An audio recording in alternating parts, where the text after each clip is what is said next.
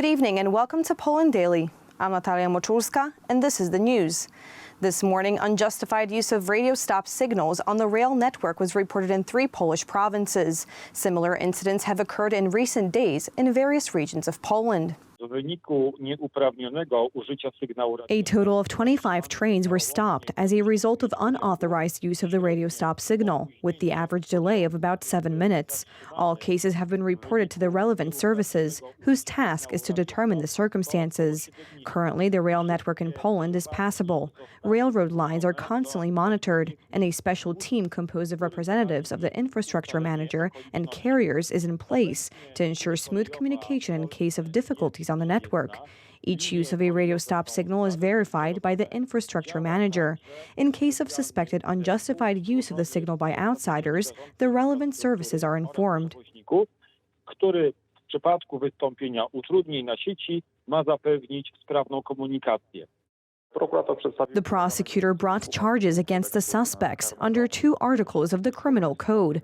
The first relates to the creation of a situation intended to create the belief that there is a threat to the life or health of many people and property of significant size, which triggered the actions of the competent authorities to abrogate the threat.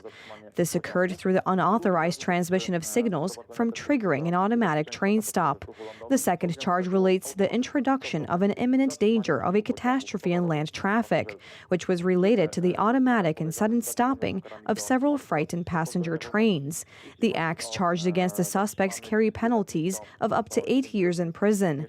As for the detainees, one of them is a 29-year-old resident of Białystok, while the other is a 24-year-old resident of Skierniewice.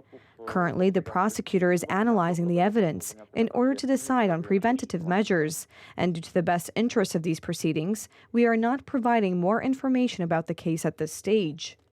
According to the UN Children's Fund UNICEF, more than 1,300 schools have been totally destroyed in government-held areas of Ukraine since the war began. Persistent attacks mean that only about a third of school-age children in Ukraine are attending classes fully in person, and many are forgetting what they have already learned. The war followed COVID disruptions, meaning some Ukrainian children were facing a 4th consecutive school year of disruptions as they returned to classes this week after the summer break. Yes, attacks on schools have continued unabated throughout the war in Ukraine. Just last week, teachers were amongst casualties of an attack on a civilian area in the city of Romny. The attack ripped through a school where teachers were preparing lessons for the new academic year. On the same day, a kindergarten in Kherson City was hit in another attack. These senseless and reckless attacks have left many of Ukrainian children deeply distressed and without a safe space to learn. They are struggling to remember how to read and write, how to do the basic maths, and also struggling to cope with their daily life and with the continuous fears.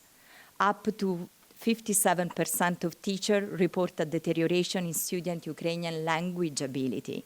Up to 45% report a reduction in mathematics skills, and up to 52% report a reduction of foreign language abilities. Beyond Ukraine, more than half of the children whose families have fled the conflict to 7 countries are not enrolled in national education, UNICEF said, citing language barriers and overstretched education systems. Some schools have suffered direct hits, and others have closed down as a precaution in 18 months of missile and artillery attacks on residential areas across the country.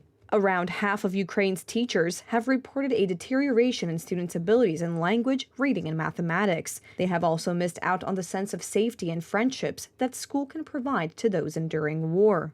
A wildfire burning in northeastern Greece for 11 days has destroyed an area larger than New York City. The huge blaze has killed at least 20 people. The fire is considered Europe's deadliest so far this summer, as record-setting heat waves unleash flames across the continent. Fueled by gale-force winds and hot weather, the fire began near the city of Alexandroupolis, quickly spreading across the Evros region. We are close to Kotronia, and we are trying to defend the rest of the unaffected area before the front line of the fire will come. It's very difficult according to the temperature, wind, and size or the space where the fire is. So it's on 100 meters, and the development of the fire is very dynamic, so it's very dangerous.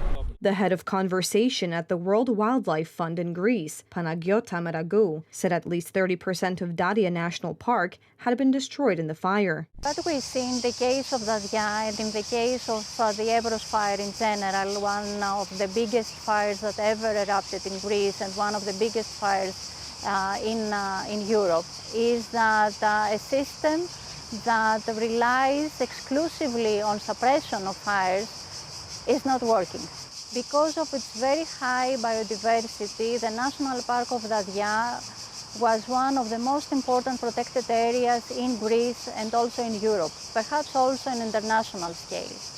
And at the moment, at least 30% of the park has been lost to fire. The European Union-backed Copernicus Climate Change Service said the Evros blaze had burned more than 77,000 hectares of land, making it one of the biggest on European soil in years. Thousands of people have had to flee their homes across Greece. Aircraft and hundreds of firefighters on the ground, including from Poland, Serbia, Slovakia, the Czech Republic, and Albania, are all helping to battle the flames. Earlier today, exiled Belarusian opposition leader Svetlana Tikhanovskaya addressed a meeting of the Bled Strategic Forum in Slovenia. Tikhanovskaya urged the EU to isolate economically and politically the current regime of the Belarusian president, Alexander Lukashenko, and help the country's opposition in fighting it. Tikhanovskaya said that even with some Wagner troops leaving Belarus following the demise of their leader Evgeny Prigozhin, Lukashenko's alignment with Putin still presented a threat to Europe. Lukashenko shows his loyalty to Putin since 2020. Putin saved him during our uprising, saved him politically, economically, and since then they're in full alliance. So we have never had any evidence that Putin created pressure on Lukashenko to send Belarusian troops to Ukraine, for example. Lukashenko gave our country as launching pad to send missiles to Ukraine. The fact that the Belarusian army hasn't participated in the war is not thanks to Lukashenko. It's only thanks to feeling of Belarusian people towards Ukrainians. Belarusian people don't have imperialistic ambitions as Russians. We have a very close relationship with the Ukrainian nations. And just even in case Lukashenko has given this order, Belarusian army would defect, would hide, would change sides, but will not fight with Ukrainian people. About 4,000 people, 4,000 Wagner fighters now in our country, but after Prigozhin deaths, we see that camps of Wagner groups is being dismantled, and partially they are sent out of our country. So Lukashenko can't control these people. So, but of course, you know, the presence of Russian troops, presence of Wagner fighters, possible presence of nuclear weapon in Belarus creates a threat to our Western neighbors. But we have to understand that we have to solve the problem, but not to treat symptoms, of this problem. We have to understand that only dismantling the regime in Belarus will make Belarus a stable and a secure partner for our neighbors. Established in August 2022 by Svetlana Tikhanovskaya, the self-declared Belarusian government in exile has launched over 20 alternative embassies and information centers worldwide. Thank you so much for joining us this evening. Please stay tuned for Poland Daily Weather, Poland Daily Business, and some of our other programs. But for me, it's have a wonderful evening.